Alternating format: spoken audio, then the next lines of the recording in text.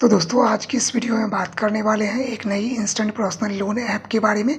अब दोस्तों ये ऐप जो है वो एक रजिस्टर्ड एनबीएफसी से लोन प्रोवाइड करती है। सैलरीड और सेल्फ एम्प्लॉयड दोनों के लिए काम करती है। तो चलिए हम चलते हैं प्ले स्टोर की तरफ।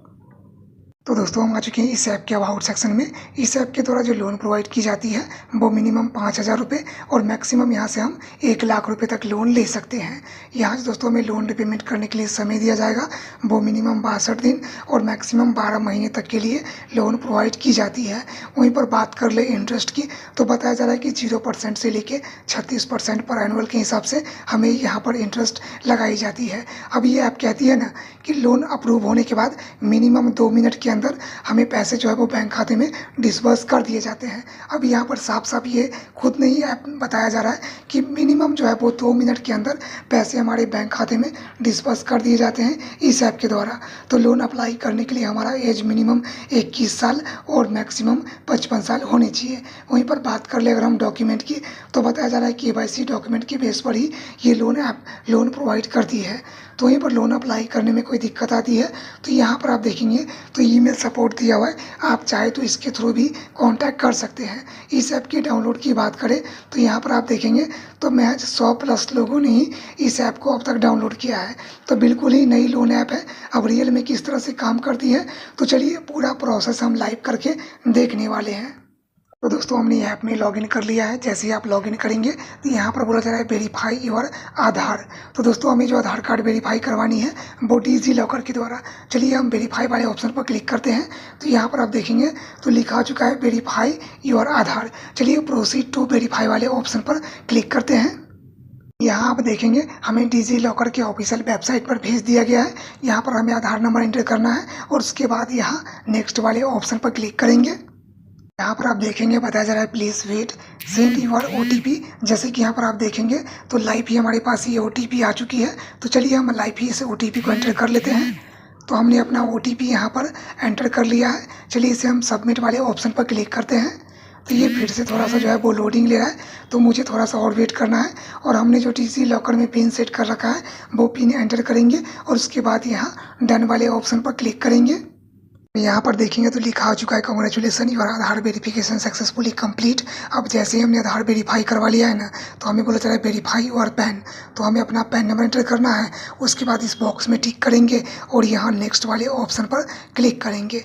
तो चलिए अपना पैन कार्ड यहाँ पर हम वेरीफाई करवा लेते हैं। दोस्तों हमने अपना पैन नंबर यहाँ पर वेरीफाई करवा लिया है। अब जैसे हमने अपना पैन नंबर वेरीफाई करवाई है ना तो हमारा नाम, डेट ऑफ बर्थ, जेंडर और फादर नेम ये सारी जानकारी ऑटोमेटिक फिल हो गई है। अब हमसे पूछा जा रहा है क्या हम सिंगल या मैरिड हैं, तो जो भी होंगे वो अपने हिसाब से यहाँ पर चूज़ करेंगे। इसके अलावा एक ईमेल ID फिल करना पड़ेगा। यहाँ पर देखेंगे तो हमारे घर का कंप्लीट एड्रेस आपको देखने को मिलेंगे, लेकिन यहाँ पर एक ऑप्शन और भी हमें देखने को मिलता है। बोला जा रहा है add your additional contact number, यानी दोस्तों मुझे एक वर्किंग नंबर यहाँ पर एंटर करना पड़ेगा जो कि OTP के द्वारा वेरिफिकेशन कराई जाएगी। इसके अलावा हमसे पूछा जा रहा है कि क्या हमारा परमानेंट एड्रेस और करंट एड्रेस दोनों सेम है, तो बॉक्स में टिक करेंगे, ऑटोमेटिक यहाँ पर फिल हो जाएगा। अगर अलग है तो आप चाहे तो इसे अलग से भी फिल कर सकते हैं। हमारे केस में दोनों ही सेम है तो हमने बॉक्स में टिक कर लिया है। चलिए इसे हम कंटिन्यू पर क्लिक करते हैं। तो दोस्तों मैंने तो वैसे यहाँ पर सारी वेरिफिकेशन कंप्लीट कर ली है, लेकिन इस ऐप में ना थोड़ा सा बग है। तो वाकई में अगर आपको इस एप्लीकेशन से लोन लेना है ना तो फिर आपको थोड़ा पेशेंस के साथ ही यहाँ पर लोन अप्लाई करना पड़ेगा। तो दोस्तों फाइनली हम आ चुके हैं अगले स्टेप की तरफ, जहाँ पर हमें बोला जा रहा है एंटर योर एम्प्लॉयमेंट डिटेल। तो यहाँ पर आप हमसे पूछा जा रहा है क्या हम सैलरीड है या सेल्फ एम्प्लॉयड है, तो जो भी होंगे वो अपने हिसाब से चूज़ करेंगे। इसके अलावा हमसे पूछा जा रहा है कि हमारी जो इनकम है क्या चेक में आती है, कैश में या ऑनलाइन हमारे बैंक में ट्रांसफ़र किए जाते हैं, तो जो भी है वो अपने हिसाब से चूज़ करेंगे। इसके अलावा हमसे पूछा जा रहा है कि क्या किसी कंपनी में काम करते हैं या किसी शॉप में काम करते हैं, तो जहाँ पर भी काम करते होंगे वो एंटर करेंगे। इसके अलावा जिस जगह पर काम करते हैं उसका कंप्लीट एड्रेस फिल कर लेंगे।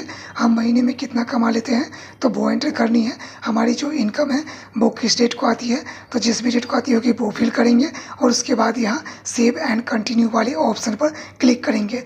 तो चलिए अपना वर्किंग इन्फॉर्मेशन हम वेरीफाई करवा लेते हैं। दोस्तों यहाँ पर आप देख सकते हैं कि इतना करते हमें इंटरफेस कुछ इस प्रकार से देखने को मिल रहा है। यहाँ पर बोला जा रहा है add your banking detail information. जिसमें कि यहाँ पर आप देख सकते हैं। तो पहले हमें अपना बैंक का नाम चूज़ करना है, इसके अलावा हमें अपना अकाउंट नंबर एंटर करना है, यहाँ पर हमें अपना आईएफएससी कोड फिल करनी है, उसके बाद ब्रांच कोड यहाँ पर एंटर करेंगे और लास्ट में हमें अपना ब्रांच का नाम एंटर करना है और फिर से यहाँ सेव एंड कंटिन्यू वाले ऑप्शन पर क्लिक करनी है। तो चलिए दोस्तों, अपना बैंकिंग डिटेल हम यहाँ पर ऐड कर लेते हैं। दोस्तों यहाँ पर आप देखेंगे जैसे ही हमने अपना बैंक का नाम और account number IFSC code enter किया है ना, तो यहाँ पर ब्रांच नेम और जो है वो ऑटोमेटिक फिल हो गया है, यानी हमें ब्रांच का नाम जो है वो फिल करने की ज़रूरत नहीं पड़ी है। चलिए इसे हम सेव एंड कंटिन्यू पर क्लिक कर लेते हैं। दोस्तों इतना कर दें, इंटरफेस हमें कुछ इस प्रकार से देखने को मिल रहा है। यहाँ पर बोला जा रहा है वेरीफाई योर फेस, तो मुझे अपना एक फ़ोटो यहाँ पर अपलोड करना है और उसके बाद फिर से यहाँ सेव एंड कंटिन्यू वाले ऑप्शन पर क्लिक करनी है। तो चलिए अपना फेस हम वेरीफाई करवा लेते हैं। दोस्तों यहाँ पर आप देखेंगे जैसे ही हमने अपना फेस वेरीफाई करवा लिया है ना, तो हमें इंटरफेस कुछ इस प्रकार से देखने को मिल रहा है। यहाँ पर बोला जा रहा है add your reference contact number. तो दोस्तों यहाँ पर आप देखेंगे ना, तो टोटल हमें 3 रेफरेंस कॉन्टैक्ट नंबर इस ऐप में अपना एंटर करना पड़ेगा। तो चलिए फटाफट तीनों रेफरेंस कॉन्टैक्ट नंबर हम ऐड करते हैं और उसके बाद फिर से यहाँ नेक्स्ट वाले ऑप्शन पर क्लिक कर लेंगे। तो दोस्तों हमने तीनों रेफरेंस कॉन्टैक्ट नंबर यहाँ पर एंटर कर लिया है। चलिए इसे हम सबमिट वाले ऑप्शन पर क्लिक करते हैं। तो हमें इंटरफेस कुछ इस प्रकार से देखने को मिल रहा है। यहाँ पर लिखा चुका है रिक्वायरमेंट फॉर लोन अमाउंट। अब दोस्तों मुझे यहाँ पर बताया जा रहा है, देख सकते हैं कि 5,000 रुपये से लेकर के ना 50,000 रुपये तक के बीच में कोई भी लिमिट हम यहाँ से ले सकते हैं। अब बताया जा रहा है कि मिनिमम अमाउंट हम चाहे तो 5,000 रुपये का लोन ले सकते हैं। इसके अलावा मैक्सिमम अमाउंट हम चाहे तो यहाँ पर देख सकते हैं कि 50,000 रुपये तक लोन ले सकते हैं। अगर मान लीजिए कि 50,000 रुपये का लोन अमाउंट लेंगे, 6 महीनों का हमें यहाँ पर टर्नओवर दिया जाएगा। अगर मान लीजिए कि इस अमाउंट को हम थोड़ा सा कम कर लेते हैं, दोस्तों मैं आपको यही रिकमेंड करूँगा ना, अगर आपके पास कोई इनकम प्रूफ नहीं है ना, तो आप जितना कम यहाँ पर लोन अमाउंट चूज़ करेंगे ना, उतनी ही जल्दी आपको यहाँ पर अप्रूवल देखने को मिल जाएंगे। हम मान लीजिए कि हम 13,000 रुपये का लोन अमाउंट यहाँ पर सेलेक्ट करते हैं, तो उस केस में यहाँ पर आप देख सकते हैं कि 5603 रुपये की हमारी जो है वो पहले ईएमआई रहेगी। टोटल हमें यहाँ पर 3 ईएमआई में अपना जो पैसा है वो भुगतान करना पड़ेगा। उसके लिए यहाँ बॉक्स में टिक करेंगे और यहाँ अप्लाई नाउ वाले ऑप्शन पर क्लिक करेंगे। लेकिन दोस्तों इस ऐप में ना थोड़ी सी दिक्कतें हैं, क्योंकि यहाँ पर अगर आप 13,000 रुपये का लोन अमाउंट सेलेक्ट करेंगे ना, तो मात्र आपको यहाँ पर 3 महीनों के लिए समय दिया जाएगा। अगर इस अमाउंट को मान लीजिए कि हम थोड़ा सा और यहाँ पर ज़्यादा कर लेते हैं, जैसे कि हमने 16,000 रुपये का लोन अमाउंट यहाँ पर सेलेक्ट किया है, उस केस में हमें यहाँ पर 4 महीने का समय दिया जाएगा। अब 16,000 रुपये का लोन अमाउंट अगर हम लेते हैं तो 4 महीनों के लिए समय दिया जाएगा। 5539 रुपये की हमारी ईएमआई रहने वाली है। चलिए हमने 16,000 रुपये का ही लोन अमाउंट यहाँ पर चूज़ किया है, इसे हम बॉक्स में टिक करेंगे। उसके बाद यहाँ अप्लाई नाउ वाले ऑप्शन पर क्लिक करेंगे। हमने एक लोन का पर्पस यहाँ पर चूज़ कर लिया है। चलिए इसे हम अप्लाई वाले ऑप्शन पर क्लिक करते हैं। तो यहाँ पर ये फिर से थोड़ा सा जो है वो लोडिंग ले रहा है और हमें इंटरफेस कुछ इस प्रकार से देखने को मिल रहा है। अभी हमारी जो ईएमआई शेड्यूल वगैरह जो है वो यहाँ पर आपको देखने को नहीं मिलेंगे, क्योंकि हमने अभी लोन जो है वो यहाँ पर एप्लीकेशन को सबमिट किया है। जैसे ही एप्लीकेशन एक बार रिव्यू से बाहर आ जाएगी तो कुछ ही मिनटों के हम अंदर हमें यहाँ पर बता दिया जाएगा कि हमारे लिए लोन अप्रूव हुआ है या हमारी लोन एप्लीकेशन को इनके द्वारा रिजेक्ट किया गया है। अब ये एप्लीकेशन जो है ना, वो आपको गूगल के प्ले स्टोर पे भी मिल जाएगा। इसके अलावा मैं इसका लिंक जो है ना वीडियो के डिस्क्रिप्शन बॉक्स में भी छोड़ दूंगा। दोस्तों एक बार फिर से हम आ चुके हैं प्ले स्टोर की तरफ। इस ऐप का नाम है क्रेडिट जा। अब ये एप्लीकेशन में अगर आप सेल्फ एम्प्लॉयड है ना और आपके पास कोई रेगुलर इनकम का स्रोत नहीं है, तो फिर मैं आपको रेकमेंड करूंगा कि इस लोन एप्लीकेशन में आपको लोन अप्लाई नहीं करना है। अगर आपके पास रेगुलर इनकम का स्रोत है तभी आपको इस लोन एप्लीकेशन में लोन अप्लाई करनी है।